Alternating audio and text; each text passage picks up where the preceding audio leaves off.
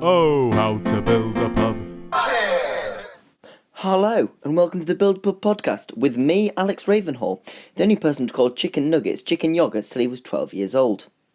The Build Pub podcast is a spin-off of my original series, Social Isolation. I invite guests onto the podcast to, as the name suggests, build their own pubs, from what they have on draft, to what food they serve, to what music they have playing, and hopefully get them to share with me some anecdotes and thoughts on the institution that is the public house. I'm going to be releasing these bad boys bi-weekly every Wednesday and Sunday for the foreseeable future. If you can't wait that long, you can also find all 11 episodes of Social Isolation on this very channel, as well as all previous episodes of this podcast. A big thank you to Sam Nason for the graphics and Jack Prethrin for the jingle, also. Today, I'm joined by, that's right, my father, who's going to build a pub so worldly that Phineas Fogg is not going to be able to leave for 80 days. I was walking in Co-op the other day, and I had a long argument with a poster advertising alcohol. It kept saying, "Me and you are the same." "No," I replied. "You advertise alcohol, I talk about it in conversation without glorifying it. And you should too." That's enough from me. Now pull out that book you've been meaning to read, throw it away, and listen to this instead. Enjoy. Oh, how to build a pub. Right, let's kick it off. My guest today is someone I feel like I've known my whole life, and that's because I have. He's introduced me to many things over the years: football, fishing, the borough, and in more recent years, drinking. He's a school teacher by trade, a job he was born into considering his initials are Sir. Here he is. It's my dad, Mr. Simon Ravenhall. Hello, Dad, how are you? Hello, son. Hello, nice to be on. Nice to be talking to you on this I know. podcast. We don't normally talk, do we? Not really, no. In the house, I'm just in my room I would recording like to podcast. correct one thing that you said in the introduction, that I didn't actually introduce you to drinking. I think you'll find Did you that not? Probably your mother, yeah. Probably Lisa, to be fair. Sorry, mother. Or one of your older sisters, maybe. No, not really. They were never that cool, actually. Okay. I would have hoped they would be, but they weren't.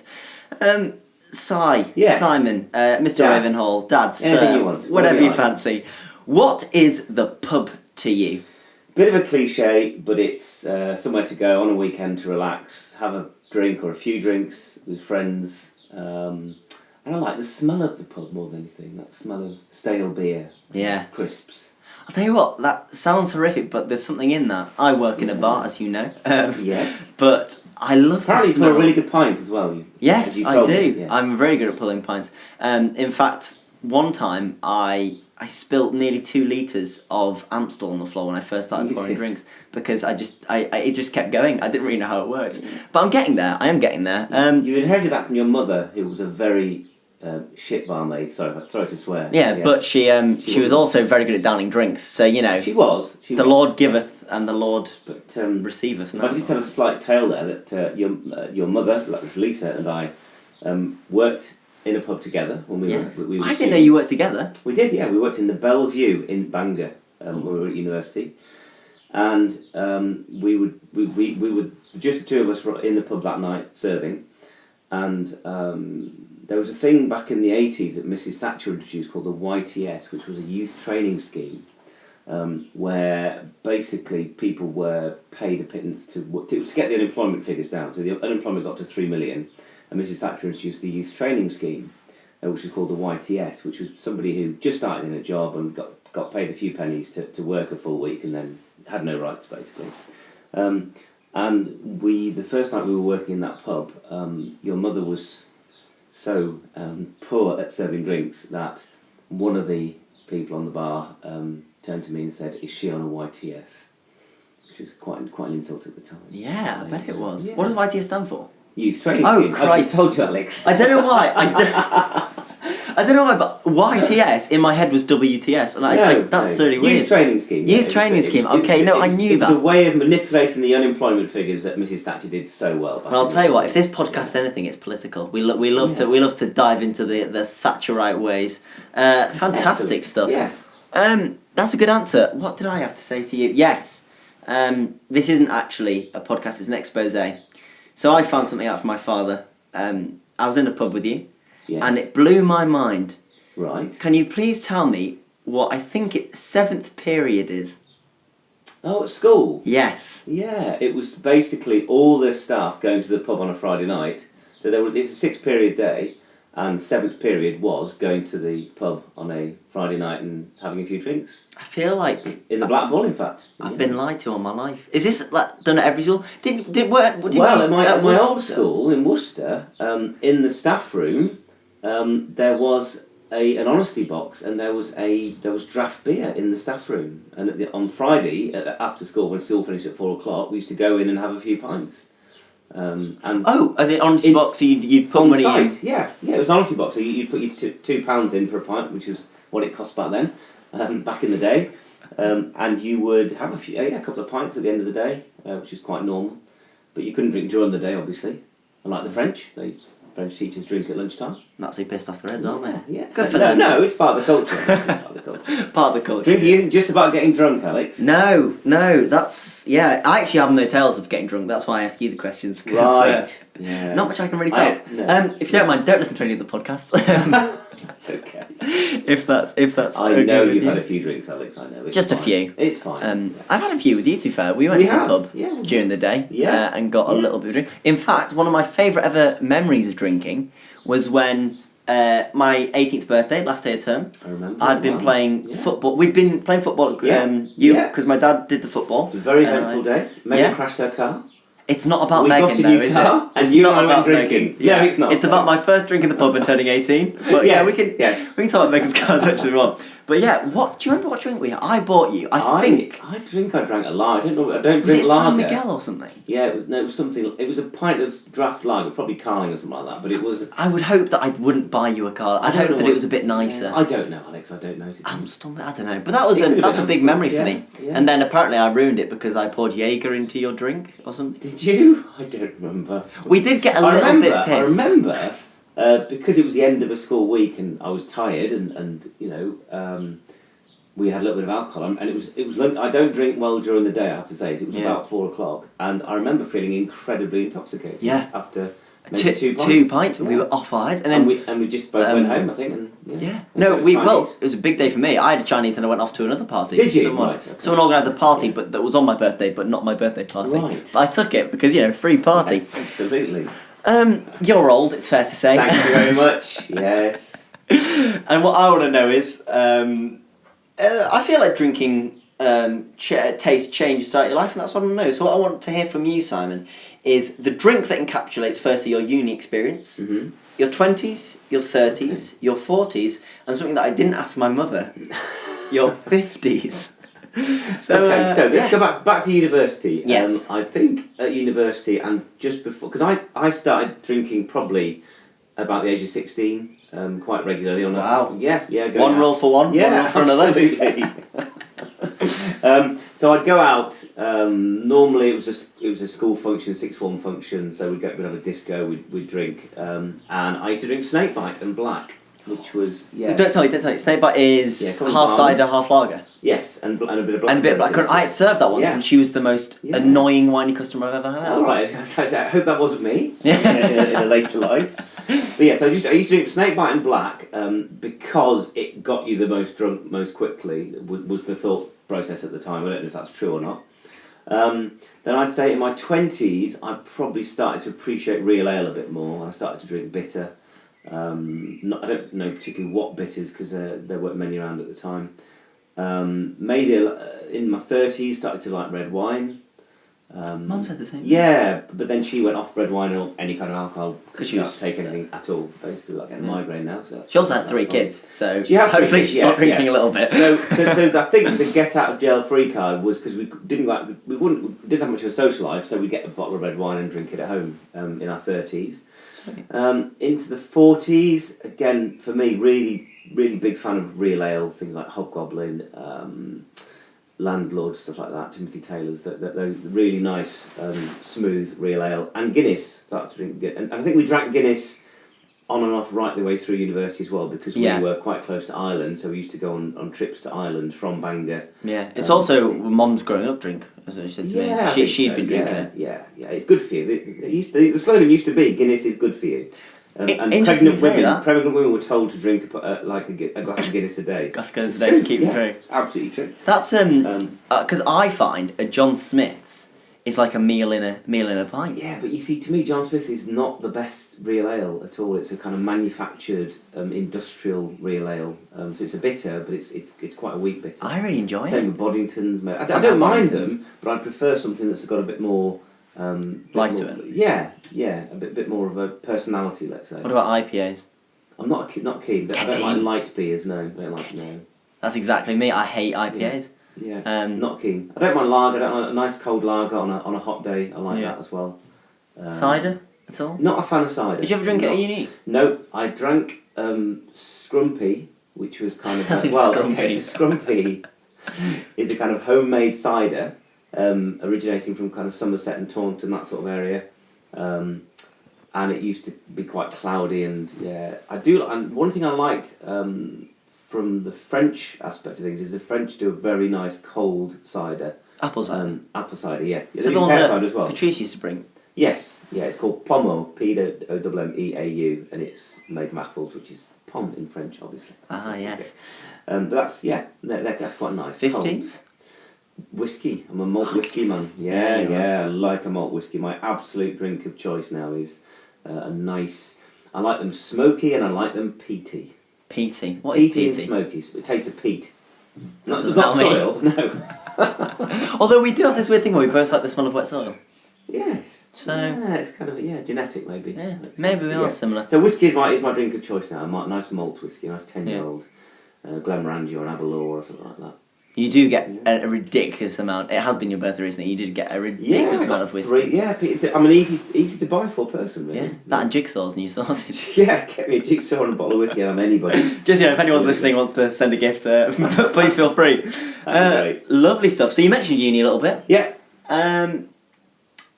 Obviously, you were at uni a while back, if you don't mind me saying. I was, I'm at uni at the minute. Obviously, not quite now because of social distancing. Yeah. But I want to know if you think there have been any changes in drinking culture, because it's in the news quite often that there seems to be a move towards kind of like bingey summer festival type things now. Yeah. Or was that always the case? There's been a massive change because the law changed. So in the olden days, you had the last orders was at 10:30.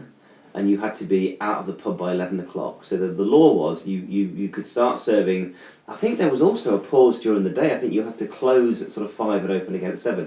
So this idea of having the kind of European culture of drinking slowly, taking your time, having a few beers, sat out on a terrace sort of till about 1, 2 in the morning, just did not happen. So when I was your age and a bit younger, if you wanted to have 6 pints on a Friday night, you had to drink it quickly. So people used to, like you say, binge drink. So you'd get in at 7 o'clock when the pub opened, and you'd drink, normally drink pints. We didn't do what you guys do nowadays, which is this prees. That's a very modern thing. There was no prees.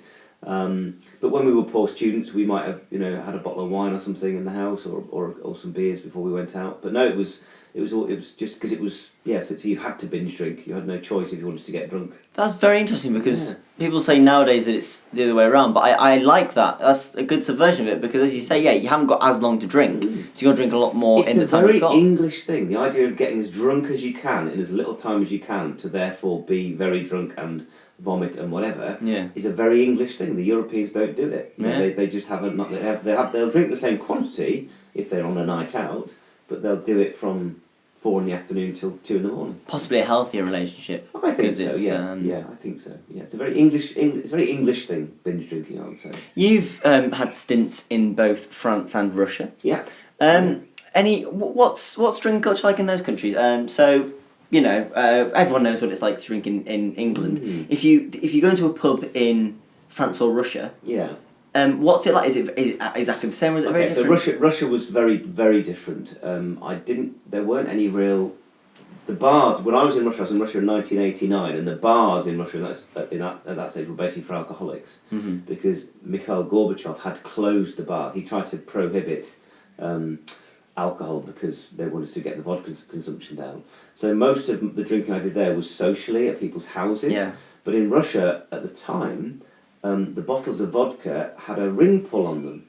So you couldn't put them in a cupboard after you'd started them, so you'd have to finish the bottle, basically. And the culture was very much to drink a shot, so you'd have kind of something sour on the table, something sort of gherkins and onions, pickled onions and stuff like that, something, and you would have a shot of vodka, then you would have something to eat, and that would be how you would socialise. You'd have a toast and you'd have a shot of vodka. There was a little bit of beer drinking going on at the time. In 1989 as well, of course, there was if you drank vodka, you had to be quite careful because some of it was made with quite impure things in it. So you have to be quite careful. In France, the culture, like I said, has always been different in that it's a very social thing, drinking in France. It's not, people don't go to a bar to get drunk, they go to a bar to socialise and have a few drinks in the process. Mm-hmm. You don't tend to find people getting very, very drunk, I don't think, in French pubs. However, last summer when I was in France visiting your sister who was at university in Grenoble, yes, had a great experience in a pub where we went to a pub. Oh shit! Yeah. Yeah. Was it the Left or something? It was called Chouf. It was called Chouf. So we turned up at this pub in Grenoble. It was a hot day. It was lunchtime, and we looked at this board. And I like dark beers, and the French don't do many dark beers.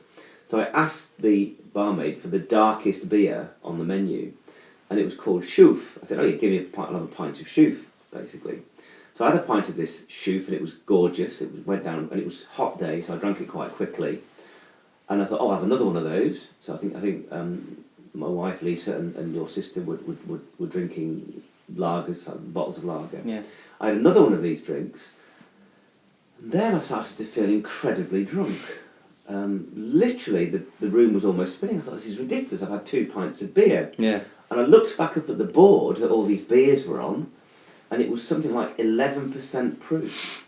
It was the strongest beer in the pub. That's wine, isn't it? That's basically wine. Yeah, so I'd essentially had, within the space of about probably 20 minutes, I'd drunk 2 pints of this beer, which was probably about 4 or 5 pints. So it was probably about 6, about 3 by, isn't it? And I giggled all the way back to the hotel whilst being lambasted by your mother and sister for being very drunk. Yeah, but it was interesting. Yeah, That's a heavy one. Yeah.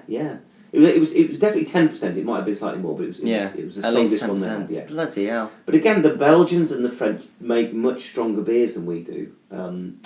There's a thing in Belgium called the Chimay, which is there's 3 different colours, and it goes 5%. So I think it goes 5%, 7%, 9% proof. But they taste really nice. Yeah.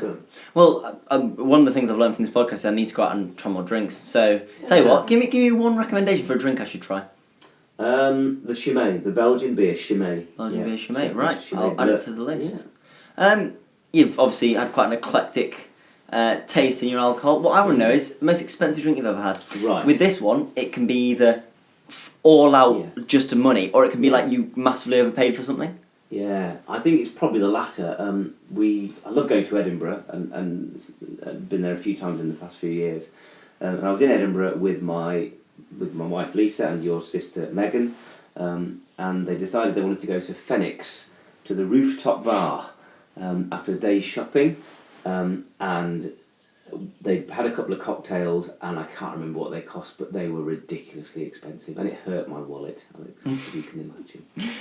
You got your card back a bit lighter. And I didn't even drink it myself, it was just for them. I bet you wouldn't if it cost that much. Absolutely, yeah, it was crazy. But yeah, there you go, sometimes you have to do it, don't you? Yeah. When in Edinburgh? Yes, go to Phoenix. Yeah. Absolutely. This is all lovely, but at the end of the day, you're here to pitch a pub, not reminisce. Yeah, let's pitch the pub. Let's move. So, here we are. Welcome, Simon, to your pitching of your pub. Very exciting, Alex. Now, as you know, the main thing for a pitch is an investor. You need someone to bring in the money, someone that will, love your idea, who will invest in it, who will make your dreams come true. Simon, who have you gone for? Well, I have gone for probably my favourite person on telly at the moment. Yeah. Who I see a lot of myself in him. With his sense of humour and his size. I would like to pitch my pub to Greg Davis, please. Greg Davis. Oh, also former teacher turned comic. Yeah, absolutely. Yes. When are you gonna make exactly. I'm certainly a teacher. It's not too late, I just think he will be a great guy to go for a pub. Because I think he loves beer, he loves pies, he's got a great sense of humour, and I think he probably spends a lot of time in the pub. Also, he's doing pretty well in the old comedy games, so he's got a bit of dollar spare. Yeah, I think he'd be able to afford it, absolutely. That is exactly what we love to hear. Yeah. So, we got Greg Davis, and Greg Davis has decided to possibly check into your pub. First thing he does, he gets out of his Uber, he looks up, and he sees the pub, the name, right up on the top. Name is the most important part of the pub. It's the identity of the pub. It represents what the pub is. What have you gone for? This is inspired by your mother. Yes. And it's called The Incompetent Barmaid. The Incompetent Barmaid. Yeah, and I think the same Greg story. would love that as well. Yes. I think Greg would love it. Same story behind it of the... Absolutely, yeah. Your mother pulling pints, or not, as the case may be. Yeah. What would locals call it? What was like the short name for it? The barmaid or the comp? The incomp. I don't know. The ink. The ink. I don't know. Just The ink bar. Ink bar. Ink bar sounds like some indie posh place. It does, yeah. I don't think you want. I think just stick with Greg wouldn't like that. No, he wouldn't. He's much more a fan of the incompetent barmaid. I just see this wonderful sign outside the pub. You have the sign that with a symbol that represents it of just some barmaid falling over with a load of drinks. Yeah, or mom. Yeah. Lovely stuff. So, Greg walks in, sees sign, very nice sign. Yeah. And he walks inside, and first thing he wants is a drink. He's in a pub, he's going to go for a drink. Yeah. Walks to the bar. You're behind the bar. Yeah. You're wiping down some surfaces, and in front of you are 4 drinks on draft. Yeah. You've got 2 beers, you've got 2 ciders. What can you offer Greg? Right, the first beer I'm going to offer him is Theakston's Old Peculiar, which is my absolute favourite beer. It's a dark beer, it's a strong beer, very, very rich sort of tasting, and I think he'd like that. Yeah. And the second one would be the Chouffe, obviously the one we talked about earlier, the French beer, the one that's 10% proof. I don't think you'd be allowed to sell that in this country. I don't know. There's some weird laws on it. Yeah, I'm not sure how the licensing works. Check out. Just go back. Just one other thing. Sorry, he would walk into the pub, but above the door, he would have a sign or a chalkboard outside, and it would say "Abandon hope, all ye who enter here," which is what was the sign above the gates of hell. I think in Dante's Inferno, it says "Abandon hope, all ye who enter here." I don't know why, but my brain went immediately to Monty Python. I don't know why. I just thought it was a Monty Python quote. It could be there somewhere. I don't know. You know what I'm thinking was it of? in Faustus? Was it, Alex? No, I wouldn't. I would know. Because I performed at my school. That little dad moment there. Yeah. Oh, that's fantastic. That's a fantastic one. Or if you want to be it is ironic. Or if you want to be anti-drugs, you could be abandon dope, all ye who enter here, couldn't you? If you wanted to. So, anyway. Or you just didn't want to get arrested on your own property. Endless, isn't it? Yeah. We've got the beer license, not the drug license just yet. Brilliant. Fantastic stuff. So we talked about the beer. Yes, we were. Peculiar, Chouffe. And again, I'm not a big fan of cider, so I wouldn't really know what's offering. But I think again, one of the most expensive drinks I ever bought for my wife was a draft recorder lig. When it first came out, these fruity ciders, which I think they're quite nice. Any fruit in particular? Probably strawberry, I would have thought. I don't know. And I don't know why I said that. But there you go. Strawberry and lime, I think they do. So just pick that one. Pick that one. Okay. Next choice. Yes. With regard to another beer, you mean? Cider, I think. You've got the Chouffe. Oh, right, yeah. Again, it would be a French one that I would have had, because when you were little, we used to go to France, the north of France, the region of Calvados, and Calvados is really well known for its apple-based alcoholic drinks. Yeah. So you've got Calvados, which is a brandy, an apple brandy. Then you've got cider at the bottom, and then the strength goes up, and you get this thing called Poirot and Pommeau and stuff like that. And one of those freshly made ciders at one of those apple growing, not vineyards because that's for wine, but yeah. I know exactly what you mean. Yeah. Something else. That would be something what I would also offer on draft. I love a good fresh drink of any kind. Yeah, on a hot day. Yeah. So that's thirst quenching, isn't it? Yeah, exactly. Yeah, absolutely. Where would your pub be located? Where in the country, you mean? Or well, anywhere you want, really. Greg's got the money. Where would we put the pub? Well, probably. Well, in order to make money, probably in a city. I would have thought. Yeah. Put it somewhere in London, maybe, or Manchester. Love Manchester. I love the pubs in Manchester. The best thing about Manchester is a pub called the Lasser Gowrie, which is a real ale pub, and they actually have the barrels in the middle of the pub with all the pipes going out of them to the taps, and you can actually see the beer going from the barrel into the tap. That's sick, to be fair. and I went there as a student many years ago. I think it still exists. So we'll say Manchester then. Yeah, let's go for Manchester. Let's go for Manchester. Next to the Lasser Gallery. Next to the Lasser Gallery. It won't put it out of business, but it'll, it'll be a friendly competition. We might every pub needs it. Now, Greg goes, I don't like this, Simon. I don't like it one bit. Very good impression. Thank you. I'm going to be doing that all afternoon. And he goes, God's sake. that's quite like a wine, Simon. That's quite like a wine, can't I? And so you got to please the man. You've got one white, one red. What have you gone for? The red is my favourite red, which is a Malbec. Which I like at the moment. Malbec? What the hell's a Malbec? I don't know. It's normally coloured purple, and they sell it in Aldi, and it's quite nice. And what I don't like is I like a smooth red wine. I don't like one that's sour tasting. And every Malbec I've had has been quite nice in that respect. Do you want to go for the Aldi one as well? Yeah, the Aldi Malbec. The Aldi Malbec, lovely stuff. The Aldbec, maybe. Aldbec. Okay. Now I don't know much about white wine at all, but the only white wine I remember ever drinking, which was as a student, which was cheap, it was called Blue Nun.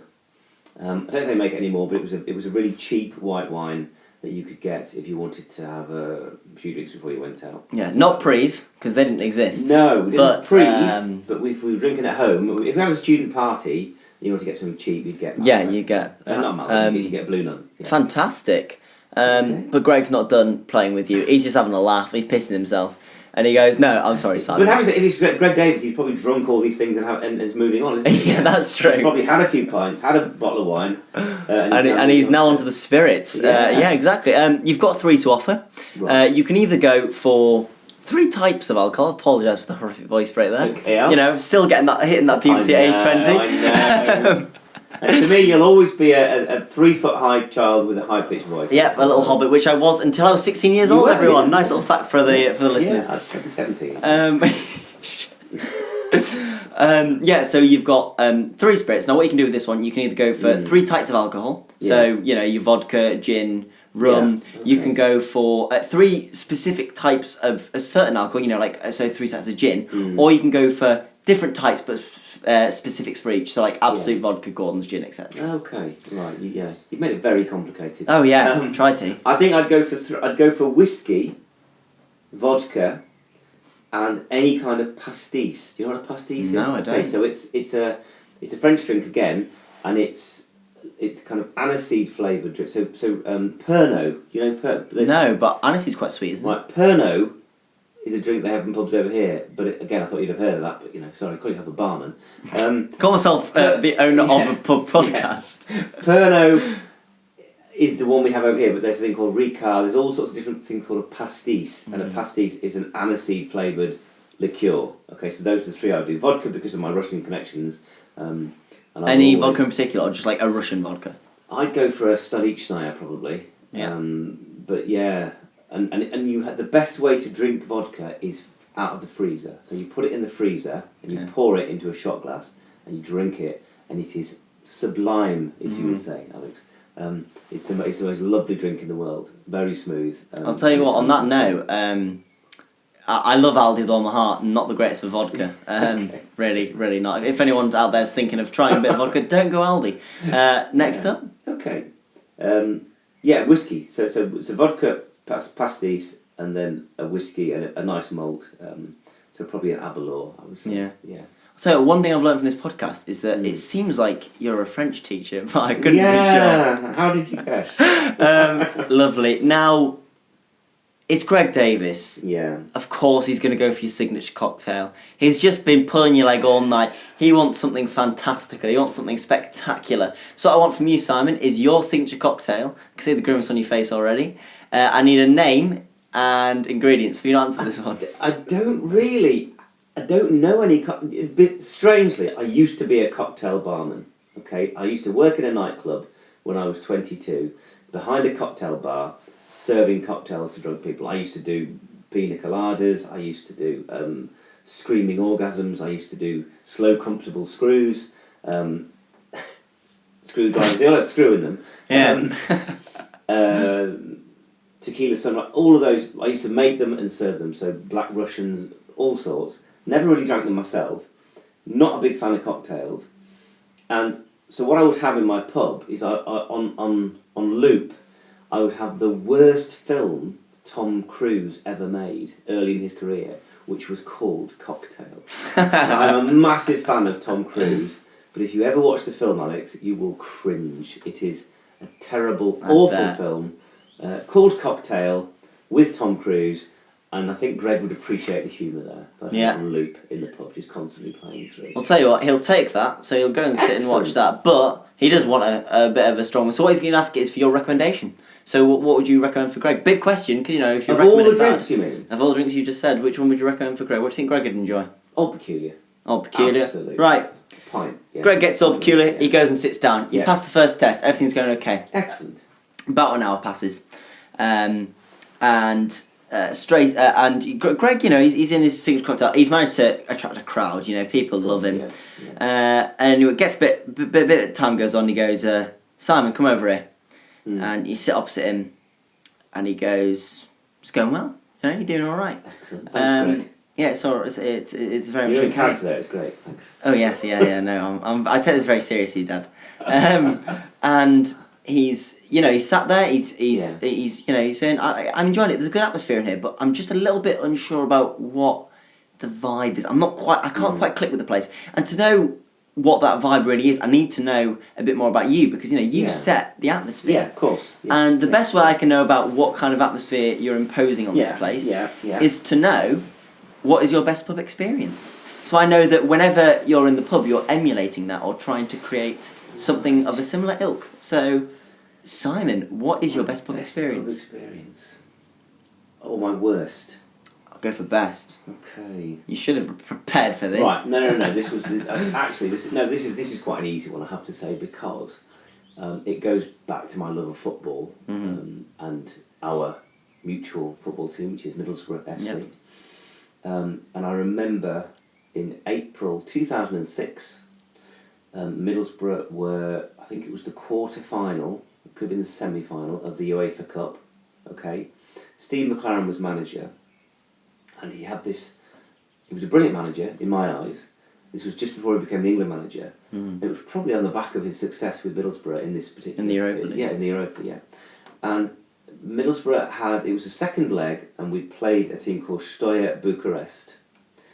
And I think they were 1-0 up on aggregate when they came to us. And we conceded 2 goals very quickly. So we were 3-0 down, and we had to get 4 goals to win. And I was in the pub in the Crown in Kirk-Levington, just down the road from where we are now. It was packed with people.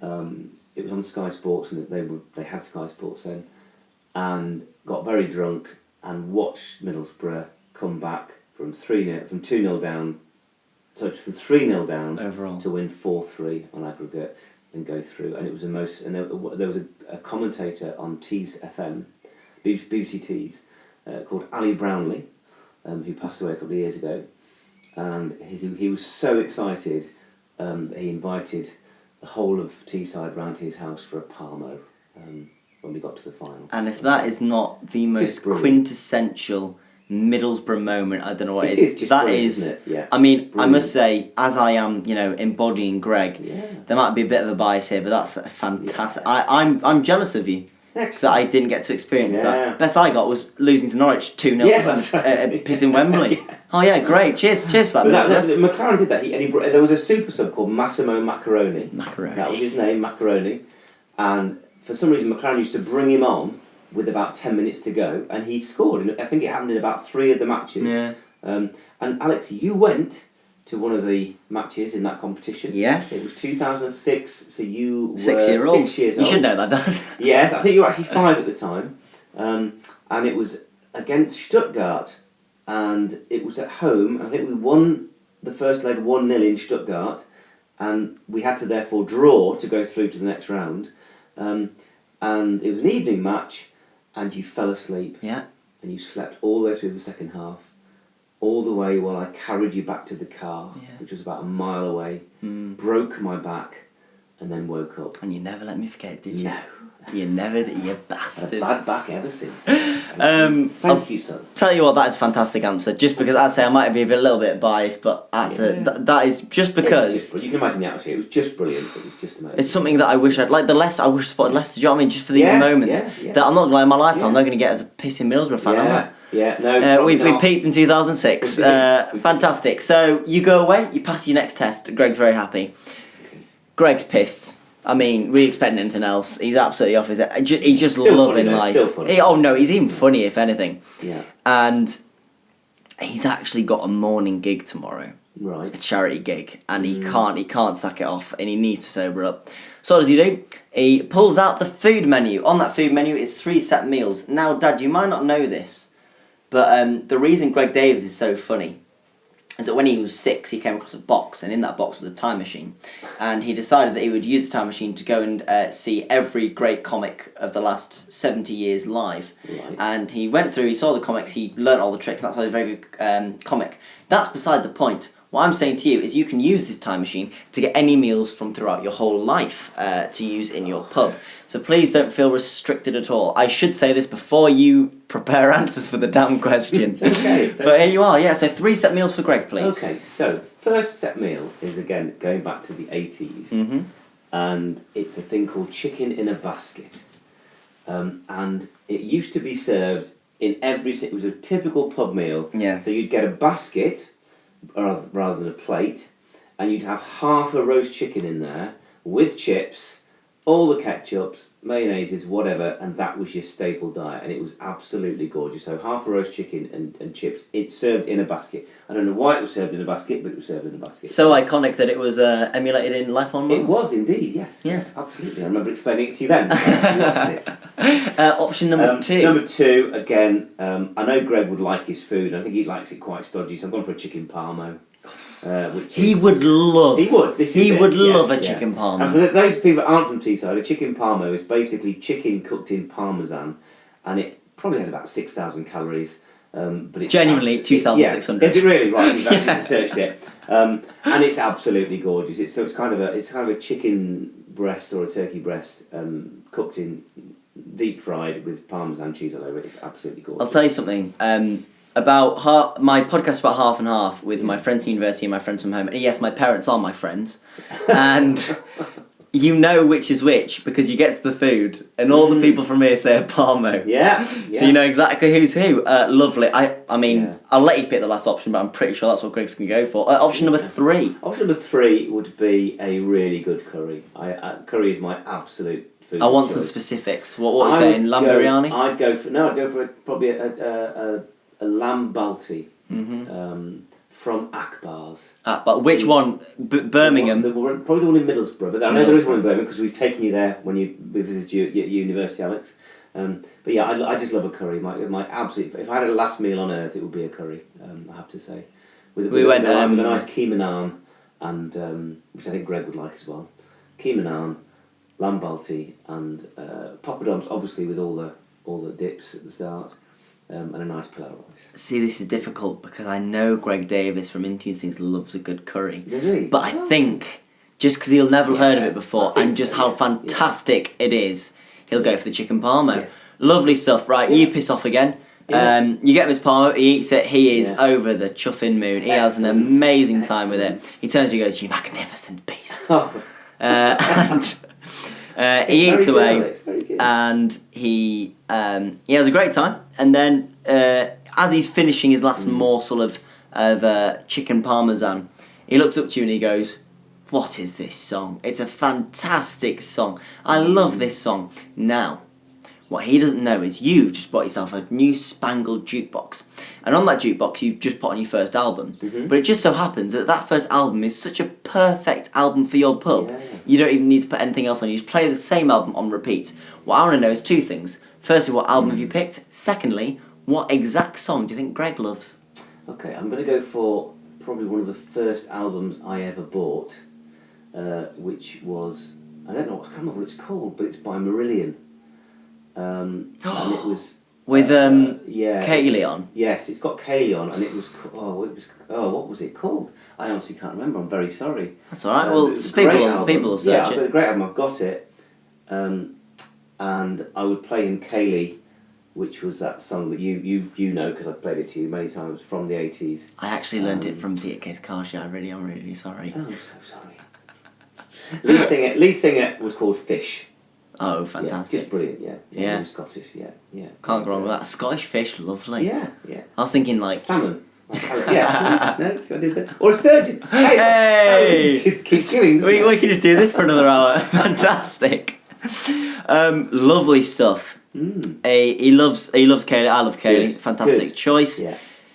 Now he's getting a bit bored now. Nothing on you, but you know you do get bored going to the pub by yourself. So he shouts over, "Oi, Simon!" And this is exactly what he says verbatim. Yeah.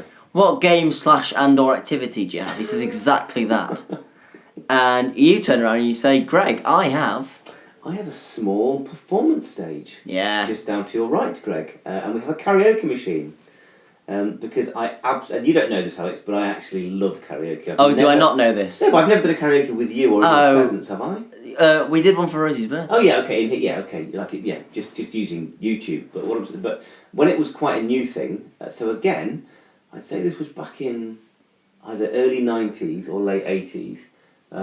Used to do the odd karaoke, and I used to win them as well. I won a bottle of whiskey. How the chuff do you win a karaoke? You win a karaoke, yeah. The people perform, and then there's a prize at the end, and I won. How do you win? Like, what's you are judged to be the best singer, Alex. That's your father. I'm very proud. I'd say karaoke might be more about the performance and how much you're enjoying it. So I won it by singing "I Don't Like Mondays" by the Boomtown Rats. Oh, fantastic! That was at university, and then I won one in Ibiza whilst on holiday. When the hell did you go to Ibiza? I was in Ibiza. It was in 1992. It was a bar in Ibiza. I went with your mother. That is 4 years before Megan was born. What the hell are you doing in Ibiza? We went before we got married, so we could have a suntan on the day we got married. Oh, We didn't have a honeymoon because I was starting my teacher training on the Monday after we got married on the Saturday. So we went for a week beforehand and went to a bar and sang an Elvis Presley song and won the karaoke. Which Elvis Presley song? It was... not that really sad one. No, it's not Wiseman. It's "Are You Lonesome Tonight" is the song. Don't know. Are you lonesome tonight? Didn't ask you to sing it.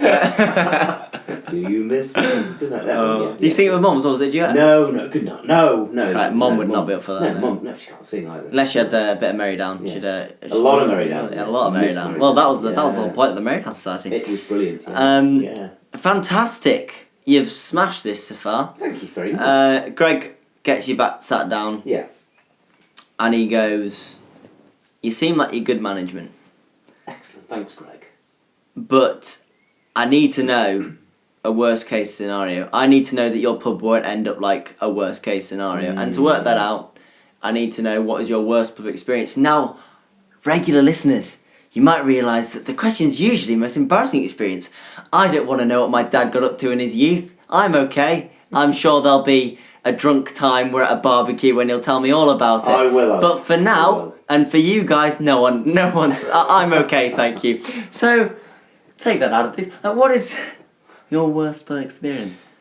Okay, so it's a weird one. It's linked to football again. Okay. Oh. So it's you might not know the story, but again under Steve, I think it was 2007 or 2006. Went down in 2008, didn't we? So did we? It might have been 07 or 05. Yeah. Anyway, you may know that Middlesbrough won their only piece of silverware by winning the Carling Cup against Bolton. 2004 was it? It might have been 4. Yeah, it might have been 4. So, as you know, I'm a French teacher. Yes. And it took, I think the cup, it was basically sometime around Easter, and I was utterly devastated because when the match was on, this is in the afternoon, I had to go to a pub about 20 miles away for a pub lunch with a load of French teachers because it was the French exchange, and I desperately wanted to see Middlesbrough in the Carling Cup final. So I decided I was going to go to the pub, drive to the pub, have my meal. There was no social media then, and there were very few mobile phones. Yeah. So it wasn't like I was going to find out accidentally. And I went in, I specifically said to the waiter, "Please don't tell me what's happening in the football." And I decided I was going to record it on the VCR, which is called a video cassette recorder. Is it? DVD That's very player, nice, yes, very yes. nice indeed. So I was going to record it on the VCR, drive straight back home from the pub, get out of the car, go into the house and watch it as if it was live. Turn the phones off and watch it like a live match. So that was it. It was all planned. It was sorted. Ate my meal. Fantastic. No news. Said goodbye to all the French teachers. Jumped in the car. Drove back down the A19. Yes, I'm going to be able to watch this. It's going to be live. Opened the car door.